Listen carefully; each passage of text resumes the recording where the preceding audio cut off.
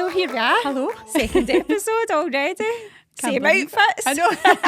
Batch content making. This is how we do it. This We is how wing we it. roll. I know. I know. So the format that we're going to do, we'll Yep. discuss that quite a lot of the time we'll go by what people have asked us, Yeah. some DMs that we've been sent in recently just to prompt conversations of what people are looking for out of us in this discussion. Hope you're out your walk or getting a cup of tea or whatever you're up to the day. Just sit back and listen in.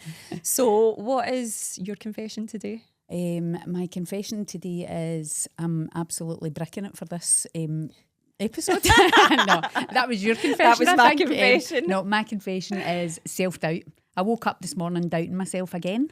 I'm like, why do I do this? I know. We are just sitting having a conversation like we So would have, you and bad. I sitting in the office having a chat, and the only reason we're doing this is to get things out there, get things off our chest and let people And hear how many that it's not times so hard. have we said this? I If know. nobody listens, it's like therapy. Absolutely.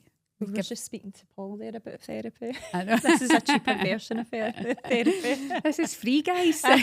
Tune in. We'll tell you some secrets, we'll tell you some lies. You never know what you're going to get. I know.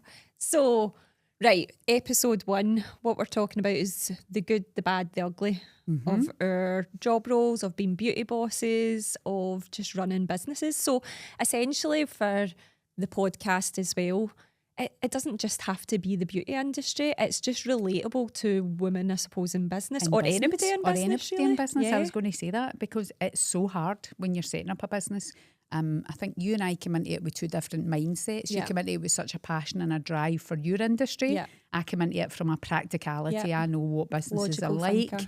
what it's going to be like to start a business, how hard it's going to be. I haven't done it from a kind of retail-y type side of business before. I've always done it where it was like properties or, things like that. Whereas I was a bit terrified at the beginning when we started because there was no, Was it there your was comfort zone? only a few customers coming Yeah. through, and I'm thinking this is a huge space to pay for, and we only have this amount of customers, and we've got no business for that side, for the academy side of the business. It was absolutely Whereas my terrifying. mindset is, what's the worst that can happen? We've spent $100,000 decorating and getting this place That'll set come. up. I've put it out to the universe. The universe will fix it. And back then, as you know, I was very cynical. I did No. not have a mindset for the universe. I thought everything was so practical. I turned you woo-woo. The banks provided it or finance companies provided it. Jenny's like, the universe I'm is like, going to I bring put it, I wrote my check out from the secret book. It's going to work. What's the worst that could happen? Oh, God, you know. have changed me so much. We've now got crystals in our office, Buddhas. Yep. It's just it's the I way don't know forward. how many mindset books we've I read. know. Francesca Amber's been our podcaster and lifesaver. So, in particular, when we're having bad days, when we're going back to like speaking about bad days and stuff, I'd say that mindset is definitely a go-to for us and trying to flip it because obviously Adam's went over the fire and everything and both of us were in a bad mindset at that point, and sometimes even just coming out that because our flight mode is just settling down now and we're both exhausted. Well, we said that on a call we were on the other day, and everybody was saying, oh, you're doing so well. That was a year to the day. And I think Social we've media now, makes it look that way, but we are tired and stressed. Yeah. And I think the year to the day was a milestone to get to. It was like, right, a year. And now it's that whole, the panic stopped. The practicalities, the insurance company are no longer a crutch, helping us get back on our feet. It's now back to us to keep driving the business and keep bringing money in every month to make sure that we can pay all our bills and things like that. So I suppose out with that, we've been very good in the past of helping each other through mindset days. So usually when I'm having a bad day, you're picking me up and vice versa. Yeah. But that was a time that we both struggled to get out it. So avenues that we went down was like me in particular, I'm big in like reading books and listening to podcasts about mindsets as well, whereas you're quite into your exercise and healthy eating and going to the gym or whatever is my time. That's my time to just get my head out the game and not think about anything, put some music on or go to the gym with my friend or whatever. So I sit with a big nose bag of what's this and shove a podcast on. I think back then as well, you and I probably, because we were so low in that fear and that panic and we were trying to keep a brave face on it for our staff at the time, they probably helped us massively because they jumped right in, and it was just like, right, come on. They were our crutch. Yeah, They were our 100%. I crutch don't think in they that realised point. it. I No, think they just how thought, right, important they need were in help it. and let's just muck in and get it done. And it was just like low days of like, we've got this, it'll be fine. And you just needed that. And clients as well. Yeah. Lovely clients and community support that we had was amazing. And it was tough on the girls again. I don't think we realised that as well because they were working in a space that wasn't familiar to them. It wasn't. We were their on their backs usual- not to make the place a disaster. Yeah, so. not to make a mess or get a bit of oil or something on the carpet of I the know. place that we were borrowing. So we were paranoid and always trying to keep that going. And at the end of every month, it was like, oh my God, it's wages day again. And we've had like a fraction, an eighth of the clients through the door that we normally would have. But we still have to find that money at the end of this month.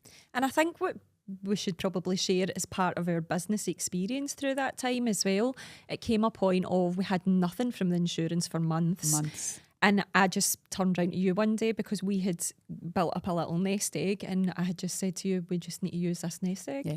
And you're from the practicality point of view, financial that's point of view crazy, but it was like, if we don't take inspired action, we will lose everything. And that's what that was for. Yeah. But just as a it's scary. As a person who always thinks, oh my God, as a business, you have to have money there as a backup. When better to use it? Yeah. You know, that's what you put that money away for a rainy day. It wasn't rainy, it was a vegan fire. It's true though, and we're so silly, aren't we? Because that is exactly what it was for. It was any times like that, but we were so scared to use what money we had. Yeah.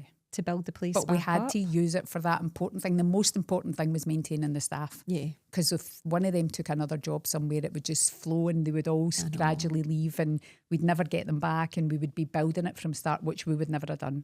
I think if we'd lost our team, we would have closed the doors. We would have just said no. So again, thank you to Gavin because that allowed us to keep the staff together. Mm-hmm. And thank you to our team. Yeah. Because we do love you. We might be moany sometimes, but all the time.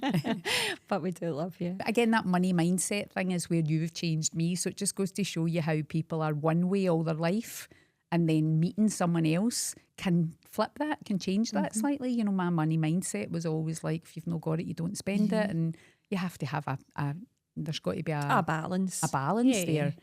But now putting things out there and making it. Well, that's it. And thankfully the insurance company came through and we recouped not all of our money. 100%. That's something, if you take a tip from today, if we give you a tip every week, my tip is over-insure your business, don't under-insure it. As a business, we grew from, as Jenny said in the previous episode, 150 clients to 6,000 clients. We did not insure for that. We did not grow that insurance every single year. We didn't even think about it. But you know, the frustrating part of it was we paid a broker to deal with us. Yeah. And yes, as business owners, we should have had responsibility. But as you paying them for a service, they should have flagged this up over time as well. Yeah. How many more staff do you have? What appliance do you like? What does it look like now? Surely the model's changed in the past 7-8 years. Instead of sending you an email when your insurance is due for renewal and saying, has anything changed? And we're busy. And so you just go, like, no, everything's fine. I know. You know, I think even a simple email from a company like that, whatever your business is, if it's not the beauty industry, if it's anything that you do. A checklist. Something. Have you got more staff? Is your products more expensive this year? Have you got more of them? Have you done this? Have you done that? Have you bought a new piece of equipment or whatever? Just that wee simple checklist would have made me go, right, I need to deal with that. Yeah. And I think the frustrating part as well, going back to the money side of things, was yes, we still had clients, but we lost a proportion of them. And I think probably the staff as well, or the team maybe seen cash coming through the door and stuff like that and thinking, oh, we're all good. But it doesn't ever quantify to what you have as a business to start with. And we're still like freaking out behind the scenes, going to vomit because you're like, right, we're not getting a wage, that's fine. We're really lucky we've got 2 husbands that can support us right now. But how are we going to find money for everything else? As you say, you know, Cash will see money going into the tin every day and thinking, God, look how much they took today. It looks a lot, but in the grand scheme of things, it's not. Yeah. I mean, we paid 20 grand for our floor. It's like... Because we had to. Eye-watering. We had to put a floor back down in the building. Yeah. You know, some of the big things that we had to buy. And just even, you know, your rent on your building, business owners will appreciate that I'm not saying staff don't understand. They don't have to. They don't have to. They don't have to. No. Their money worry is getting their wage off us to pay their bills. Exactly. They don't think about the other side of it. And, you know, I'm not bashing them for it at all. No. But it's just that pressure when it comes to something like that. Yeah. In general, before the fire, during COVID, whenever it is in your business, it's not just a traumatic event that makes you feel like that. We think like that every single week of the month. So let's go to a couple of questions that we've been asked. So one of them was, is there a time that you nearly walked away from the business? But I'd say, yeah. I've had a couple maybe, but I think that was probably the most serious Yeah. we've ever chatted about. Have we had enough? I'd say before that we've maybe joked and thought, that was a shit Take the day. keys. Take the keys, I'm off. You know, we've had the odd joke about it, but never had that serious. No. What are we going to do? And I think we both were kind of asking each other the question for each other, but really thinking we're not giving up Yeah, on I'm giving this. you this get out, but do you really want it? Don't take it. Don't do it. Don't know what I'm going to do without you. And again, from a point of view of like our husbands who are so supportive. Oh, we're so lucky. They just looked at us with the stress we were under and the pressure we were under and thought, don't do it. You don't have to do it. Go and do something Because different. my stress was coming out physically. Yeah.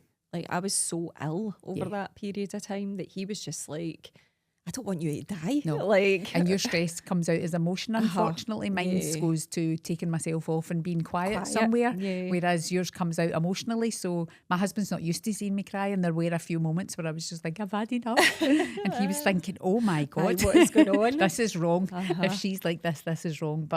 And they were so supportive again. They were down every day helping us, whatever we needed done. So we've been lucky. Very through the whole journey, let's face it, like it's not been an easy task. Dealing with a couple of crazy bitches. No, I know. So moody when we come home. Kudos to Craig and Stevie. They've got patience as saying, especially Craig. God, I'm a riot at times. But right, let's have a wee look. What made you keep going? Staff. Family, each other, friends, each other. The dream.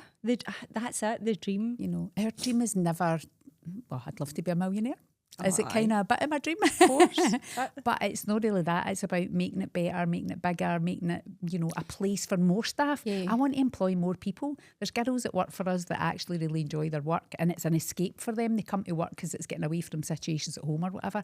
I want to do that for more people. We wanted to create something as well that was like no other in this industry, and create something that we gave opportunities to those that we felt deserved it as well. So Wellness Cafe, we brought our friend Jennifer in. So she's now a partner. She's been in the kind of hospitality industry for many years, and it was a dream of hers. It was a dream of hers. It was something she wanted to do that she's never had the opportunity of before, and it was a great opportunity. Again, the fire brought us that. Exactly. And Amy for the piercing as well. We believed in her. She's got such great spirit, and that's another opportunity that we brought. So I think sometimes we need to give ourselves a wee pat in the back for like creating opportunities for other people as well. I firmly believe you created the opportunity for me for what we have just now because you had belief. Oh, I know, I'll greet again. Don't I? I'm such a crier. But I think, you know, mine, it's like you've brought out a more fun side of me. You know, my industry that I was in for 20 odd years was very... Oh my God, Kate used to come in our corporate outfits, and I'm like, I used to come to work my business suit, and Jenny would be looking at me like, what are you doing? With my folders and my files and all my boring briefcase. Stuff. And here we are. I know in this industry, hen. Remember, I was only planning on staying 6 months, and here we are. Jen. I know. We've both learnt so much off of each other over time as well. There's like lots of business stuff that I've learnt off you, and even just stuff that you've maybe spoke about that I've been like, right, I'm maybe not quite grasping it the way you've shown me, so I'm just going to figure it out and I'm going to read more books. And so there's definitely been a wealth of knowledge. You could probably do a massage on somebody or like teach a course now. The amount of stuff that we the go knowledge together. I've got sometimes when I hear people talking about things and I think, that's not right. That's your lymphatic drainage system, doll. Whereas before I have no beauty background whatsoever, so it's been a good combination. It is, and it's funny, isn't it? It's like people say about what's the dream. I still don't quite know. Like we had the dream of creating a successful salon, a successful training academy. I truly believe we have that. We want it to grow bigger, but what is the dream out with that? Like, obviously we've branched into doing this again. But there we're doing that whole thing where we're like, we wanted this and we wanted this. Have we actually celebrated that we have that? I know, we're terrible. Look at the awards we won. We won the SIBTAC Awards for the training school. 3 years in a row. They put us on a platinum status, and the plaque sat in my floor in my office for ages. Don't tell Leslie. On the wall. And it's on the wall now, but it's just like, you're so busy going on to the next thing that you don't celebrate the win when it happens. Do you know what I think the thrill for me is? The lead up to it. Yours is the getting the it, thrill achieving of it. like working towards that, and then when we get to that point, it's like when we got our first really big spa, Trump Turnberry. Like, we were so nervous to get that partnership, and we worked so incredibly hard for it, and we're like, we'll celebrate, we'll do this, we'll do that. Have we ever done it? No. We said at the time, when we get that one or when we get this, we give ourselves goals. When we get this, we will do this for ourselves. And we check them off and we don't ever celebrate. One of the times we were going out to do a spot check out at Archerfield, which I mean is amazing. It's one of the most stunning golf resorts with a beautiful spa, lovely team of people. And we were driving out there going, we're going out here. This was our dream years ago to have this. And we're going out to spot check their staff because we've trained them. And they put us up for the night and gave us free treatments. Well, so don't tell people the good bits. They want it. They want our job. How nice is that though? I know, it was amazing. How nice is that to get? Yeah. And again, it's like this time, Jenny, 8 years ago, would never have dreamed that was ever going to be possible. So like, I want brand deals for this now. We're promoting all these spas. Right, let's What's see. our next question? Next question. We'll kind of lead it on from what we're speaking about. A turning point that changed everything. I know we keep going back to the fire. Is there any other ones that we can think of?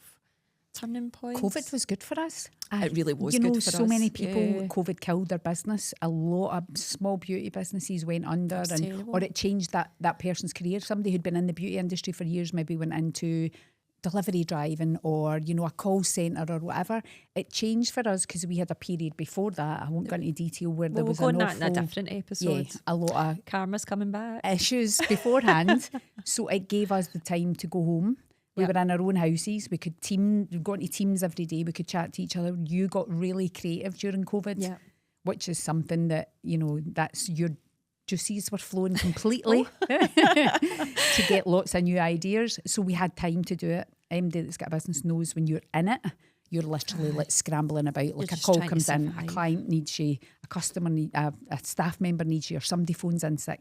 You're dealing with that every day. See, to step away from that after we had done it for 3-4 years. 3 years, to be able to step away and look in. People say work on your business, not in your business. It was like a fresh start again. Yeah, it was like a proper clean slate for us, wasn't it? I actually do. I look back in fond memories, even just because, again, we'll talk about this in a separate episode, it was very stressful in the lead up to COVID for different reasons.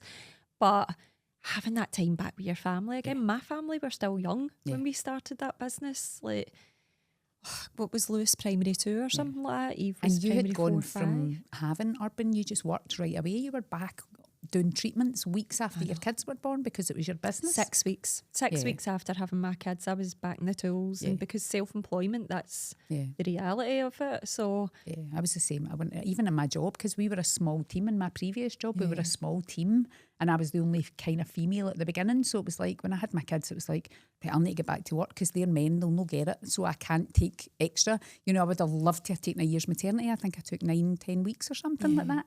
And then I was doing small bits, and they were very understanding. But I got childcare in place like that because I had to, because I didn't want to lose my position. It's the mum guilt off the back of that as well. Whereas I think COVID gave me that time with my kids again that I really loved having. Yeah. But we can't, again, you can't beat yourself up about that either. I think it's good for your kids to see a positive role model for mum and dad working and striving for their goals. I think it shows, when you're saying about turning points and what's happened, it shows that disastrous things, bad things happening can have good outcomes, not necessarily bad outcomes, and it's how you look at them and how you deal with them, I think. And that's where the mindset comes in. Law of attraction. Change my life. Change my life. Better not say that, Francesca, I'll sue us. Let's crack on with the next one. So what does a bad day look like for each of us, and how do we how do we handle our stress, or wish we handle our stress? How we handle it, we dance it out. We do dance it out. If we come in and there's a few of us having a bad morning, we put on a banging tune and we literally jump about the salon for about 5-10 minutes and up everybody's vibe. And then it's like, if you come in some mornings, it's like, oh my God, I feel like this today. Once we've done that, it's like, right, that was yesterday. I know. What are we doing today? How are we picking each other up? Again, we're very good at pulling each other out it as well. Yeah. And Jennifer's quite funny now as well, isn't she? In the cafe, she came in the other day. What was it she came in and done the other day? Or she played I'm on fire. Because it was a year of the anniversary. Fire. Not very appropriate, but she played I'm on fire. We were like, all right, then we'll dance it out. Because you hadn't really cried that day. I know, it makes a change. We thought the anniversary would bring out lots of emotion. It was the week leading up to it, wasn't it? Because you're kind of reliving. Aye. But it was more on the day of the fire. It was like, look where we are. I know. A year later, How look where lucky. we are. How lucky are we? But I think that's the biggest kind of take from business as well, isn't it? It's your mindset. Yeah. How to flip your mindset, and however you do that works for you. Yeah. Listen to our podcast. All the way. Right, we'll lead on with one last question. Why being a leader is lonely sometimes, and what coping strategies do we have, or how do we do? Would we do things differently? That's a hard one for business owners that don't have somebody I to lean know. on. I suppose if they've got a good family unit or friends. Yeah, that absolutely. We've got each other, but we've got a really good friendship base. We've got good husbands at home. So, and team members as well. I think a lot of members. leaders will maybe have a good team member who's, like working with them on a daily basis that they can vent to. Yeah, without crossing boundaries. That's the test. The tricky I honestly do genuinely feel really not sorry for, but I sympathise with leaders of a business who don't have it. And we've talked about this before from a point of view of how some leaders have become leaders. Yeah. With no leadership guidance. We've been guilty of doing it to people. Yeah. So we bring people in, they're amazing at what they do. We go, you're great at what you do. We're escalating you to this position up here. And then it's like, we've not shown them how. They don't have the tools. Or how to cope, or how to deal with it, or how to speak to people, or how to do whatever. Being friends with their co-workers, and then all of a sudden they've got this authority over them. And it's a tricky scenario. And as a business owner as well, it's getting that balance right as well, because we've in the past had, areas where we've become really friendly with the team, which we love. We want to be their friends, but at the same time, there's elements there where you've got to draw it back and say, yeah, but so if you push it too far because you think you're my friend, it doesn't work for the business. If you act like that, I have to say no. And then they go, thought we were pals and she said no. Yeah. So it's so hard. It's a really difficult one to navigate. I was going to say, navigating through that and having the skills to do it, which a lot of people in this industry don't get. They'll never get it. They've started their own business from a room in someone else's business. Then they've taken on their own premises. Then they've taken on some staff. And a lot of the time they don't know how to deal with it. I think the biggest advice that we could give them is outsource the stuff that you're not good at. Even at you've got an end of the business, we've started outsourcing parts of our roles that we are good at, but from a time factor it just makes more sense. So we've got an HR girl, we've got an accountant, so and we need to do more of that. A lot of the admin we do on a daily basis, it's like this could be a job for somebody, and giving that person a job role, growing the job that lets us then focus on creating more business over here to allow that role to develop into. Our biggest kind of flaw, I think, with that is it's all in our heads. We've got a million different places of where the processes are, and it seems such a hard task to be able to train someone in it and basically get our shit together to train someone else. And we need to get over that because we're becoming aware of it just now. So we're looking at things to help with that process. We're looking at tools now with AI. AI can be a great thing. It can be a bad thing. It's a scary thing for me for the future on where people's jobs and things are going to go. But for me just now, it's a great thing because there's tools out there that will help me get those processes down so that if I'm not there, there's a video there to show somebody how I do it. If anything happened to either of us, God forbid, touch wood and all that, would be screwed. They'd be screwed. The other person wouldn't be able to pick up the other one's job quickly. We would eventually. We'd just need to learn. But wing it again. We'd back to winging it. But it's and surround yourself with people that know more than you. Like we're big networkers now. We used to hate it with a passion, but it's made our businesses at the level they're at now because of networking. And you don't know everything. Surround yourself with people that know more than you so you can gain that information. And don't be scared to ask. No, like, there's never a silly question in business. No, I always say that all the time. In anything in life, I say to my kids all the time, there's never a silly question. And although in a family of boys, if someone asks a silly question, the other two rip them for about 6 weeks. So ask your silly question quietly. To someone else. Don't do it in front of your brothers. But there's aspects as well, I suppose, if people are time poor as well and don't have the access or the funds to go to networking events, podcasts, books, they're like, teach yourself. Yeah. Or Business Gateway. Oh, yeah. They've been really good for us actually in the very beginning, haven't they? Yeah.